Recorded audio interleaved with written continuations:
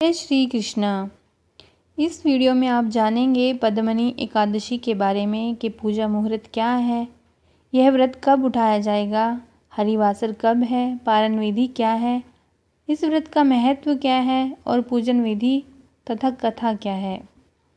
वैसे तो साल में 24 एकादशी मनाई जाती है, पर 3 सालों में एक बार पुरुषोत्तम मास में पड़ने वाली एकादशी को पद्मनी एकादशी कहा जाता है। पुरुषोत्तम मास भगवान विष्णु की पूजा अर्चना करने के लिए विशेष रूप से मान्य है, जिसकी वजह से पद्मनी एकादशी का बहुत महत्व है। और ये मल मास में पड़ रही है तो इसका महत्व और भी अधिक हो जाता है। पद्मनी एकादशी का पर्व अधिक मास के शुक्ल पक्ष की एकादशी तिथि के दिन मनाया जाता है। इसे कमला एकादशी भी कहते हैं। मान्यता को माने तो जो व्यक्ति पूरी श्रद्धा और आस्था के साथ पद्मनी एकादशी का व्रत करता है, भगवान विष्णु उससे प्रसन्न हो जाते हैं और उनकी सभी मनोकामनाएं पूर्ण करते हैं।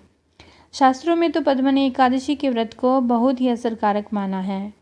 पद्मनी एकादशी का उपवास अधिक मास में किया जाता है, इसीलिए ऐसा माना जाता है कि इस उपवास से मिलने वाला फल भी ज़्यादा होता है।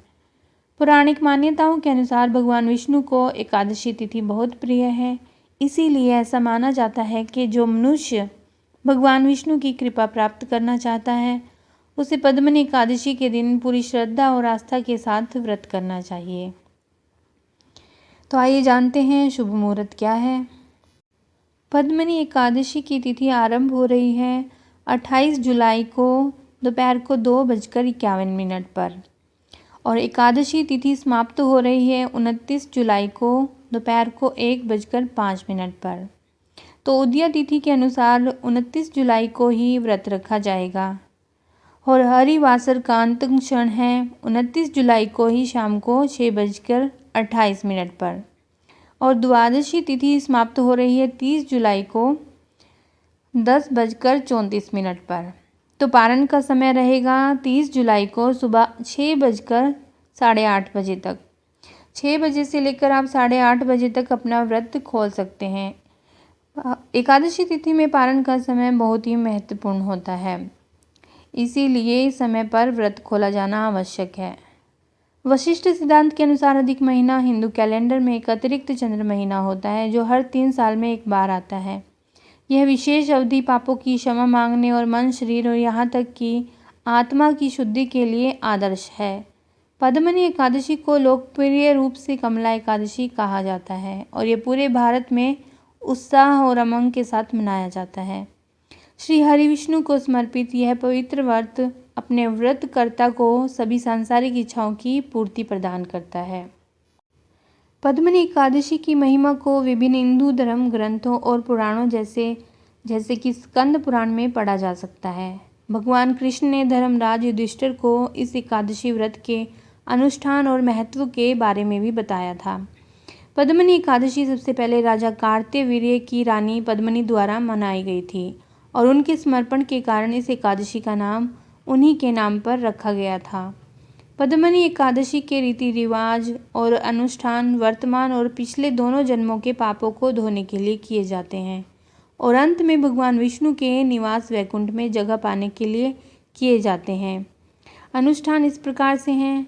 पद्मनी एकादशी व्रत का पालन करता सूर्योदय के समय उठता है और आत्मा और शरीर को शुद्ध करने के लिए जल्दी स्नान करता है। उपवास के दिन के मुख्य अनुष्ठानों में से एक है। पद्मनी एकादशी के दिन सख्त उपवास रखा जाता है और व्रतकर्ता को उड़द की दाल, चावल, पालक, छोले और शहद जैसी खाद्य वस्तुएं खाने की अनुमति नहीं होती। कुछ भक्त फलाहार खाकर व्रत का पालन करते हैं, जिसमें फल और डेयरी उत्पाद शामिल होते हैं। डेयरी उत्पाद जैसे दूध से बनी हुई वस्तुएं। व्रत दशमी से शुरू होता है और व्रत करने वाले को दिन में एक बार सात्विक भोजन करना चाहिए। खाया जाने वाला भोजन हल्का होना चाहिए और प्याज या लहसुन का उपयोग किए बिना बनाया जाना चाहिए। साथ ही कांसे के बर्तन में खाना भी मना है। भक्त एकादशी को पूरी रात उपवास करते हैं। व्रत के दौरान रात्रि जागरण भी आवश्यक है। हालांकि यदि कोई व्यक्ति सोने की इच्छा रखता है तो उसे फर्श पर सोना चाहिए। पद्मनी एकादशी व्रत अगले दिन सुबह समाप्त होता है। इस दिन भक्त भगवान विष्णु का दिव्य आशीर्वाद पाने के लिए उनकी पूजा करते हैं। पंचामृत अभिषेक किया जाता है और भगवान विष्णु की मूर्ति की फूलों, तुलसी के पत्तों, धूप और अगरबत्ती से पूजा की जाती है। विष्णु अनुयायी अपने देवता की स्तुति में भक्ति गीत और भजन गाने और सुनने में अपना समय बिताते हैं। वे शाम को भगवान विष्णु के मंदिरों में भी जाते हैं और वहां आयोजित कार्यक्रमों में भाग लेते हैं। इस दिन विष्णु सहस्त्रनाम जैसी हिंदू धार्मिक पुस्तकों को पढ़ना बहुत शुभ माना जाता है। दान इस दिन का एक महत्वपूर्ण अनुष्ठान है। पद्मनी एकादशी के शुभ दिन पर ब्राह्मणों को भोजन और वस्त्र दान करना चाहिए। हिंदू संस्कृति में एकादशियों और अधिकांश व्रतों के दौरान व्रत एक विशिष्ट समय पर समाप्त किया जाता है, जिसे पारण समय के रूप में माना जाता है। यह बहुत जरूरी है कि एकादशी व्रत का पारण हमेशा हरिवासर अवधि समाप्त होने के बाद किया जाता है। पद्मनी एकादशी 2023 का पारण समय 30 जुलाई को सुबह 6 बजे से 8:30 बजे तक रहेगा, तो आप इस समय अपना व्रत खोल सकते हैं। और इसके बाद यानी कि अब 3 साल बाद जो पद्मनी एकादशी आएगी वो आएगी 2026 में। साल 2026 में बुधवार के दिन 27 मई को पद्मनी एकादशी आएगी। यानी कि पद्मनी एकादशी हमेशा अधिक मास में ही आती है, जो कि अधिक मास 3 साल बाद ही आता है। तो आइए श्रवण करते हैं पद्मनी एकादशी की व्रत कथा। भगवान श्री कृष्ण ने राजा युधिष्ठिर को पद्मनी एकादशी की व्रत कथा इस प्रकार सुनाई कि अब मैं तुम्हें वह सुंदर कथा सुनाऊंगा जो पुलस्त्य जी ने नारद जी से कही थी। आप ध्यानपूर्वक सुनिए राजन। एक समय की बात है, कार्तवीर्य अर्जुन ने रावण को कैद कर लिया। पुलस्त्य जी ने विनय करके रावण को कार्तवीर्य से मुक्त कराया था। यह घटना सुनकर नारद जी ने पुलस्त्य जी से पूछा, हे महाराज, जिसने समस्त देवताओं सहित देवराजेंद्र को जीत लिया था, उस महावीर रावण को कार्तवीर्य ने कैसे जीत लिया? कृपया मुझे समझाएं। इस पर मुनि पुलस्त्य जी बोले, हे नारद, पहले कार्तवीर्य की उत्पत्ति सुनो। त्रेता युग के दौरान राजा उपकीर्तवीर्य नामक एक शासक महिष्मती शहर पर शासन करते थे। हालांकि राजा की 100 पत्नियां थीं, लेकिन उनमें से किसी के पास भी सिंहासन पर चढ़ाने के लिए योग्य पुत्र नहीं थे। एक उत्तराधिकारी पाने के लिए दृढ़ संकल्पित होकर उसने कई बलिदान किए, लेकिन उनके सभी प्रयास व्यर्थ गए। अंत में उन्होंने तपस्या करने के लिए जंगल में जाने का फैसला किया, यह जानते हुए कि केवल यही मार्ग उन्हें वांछित उपलब्धियां प्रदान कर सकता है। उनकी पत्नियों में से एक प्रमदा, जो राजा हरिश्चंद्र की बेटी थी, अपनी शाही पोशाक और आभूषण छोड़कर उनके साथ गंधमादन पर्वत पर गई। वे 10,000 वर्षों तक कठोर तपस्या में लगे रहे, फिर भी सफलता नहीं मिली और भूख के कारण राजा का शरीर कमजोर हो गया और केवल हड्डियों में रह गया। यह देखकर प्रमदा विनम्रता के साथ ऋषि महासती अनसुईया के पास गई और अपनी चिंता व्यक्त की कि उनकी 10,000 वर्षों की तपस्या के बावजूद उन्होंने अभी तक भगवान को इतना प्रसन्न नहीं किया है कि उन्हें पुत्र का आशीर्वाद दिया जा सके। उन्होंने अपनी इच्छा कैसे हासिल की जाए, इस पर मार्गदर्शन मांगा।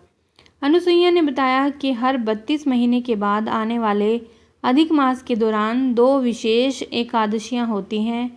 चंद्रमा की शुक्ल पक्ष की एकादशी को पद्मनी तथा कृष्ण पक्ष की एकादशी को परमा कहा जाता है। अनुसुईया ने उन्हें आश्वासन दिया कि इन एकादशियों के दिनों में उपवास और जागने से भगवान उन्हें निश्चित रूप से एक पुत्र प्रदान करेंगे। अनुसुईया के निर्देशों का पालन करते हुए प्रमदा ने एकादशी का व्रत रखा और पूरी रात जागकर भगवान विष्णु का ध्यान किया। उसकी अटूट भक्ति से प्रसन्न होकर भगवान विष्णु उसके सामने प्रकट हुए और उसे वरदान दिया। प्रमदा ने भगवान की स्तुति की और अपने पति को वरदान देने का अनुरोध किया।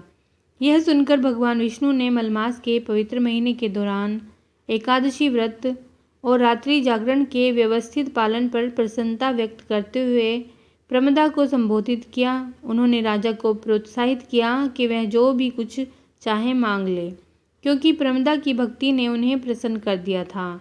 भगवान की उदारता से प्रभावित होकर राजा ने एक ऐसे पुत्र की प्रार्थना की जो सभी के लिए पूजनीय हो।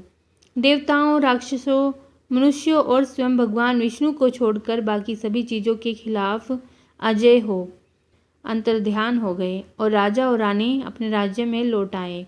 पद्मिनी व्रत के परिणाम स्वरूप प्रमदा ने कार्तवीर्य अर्जुन नाम के एक पुत्र को जन्म दिया जो अजय साबित हुआ। यहाँ तक कि उसने रावण को भी आसानी से हरा दिया।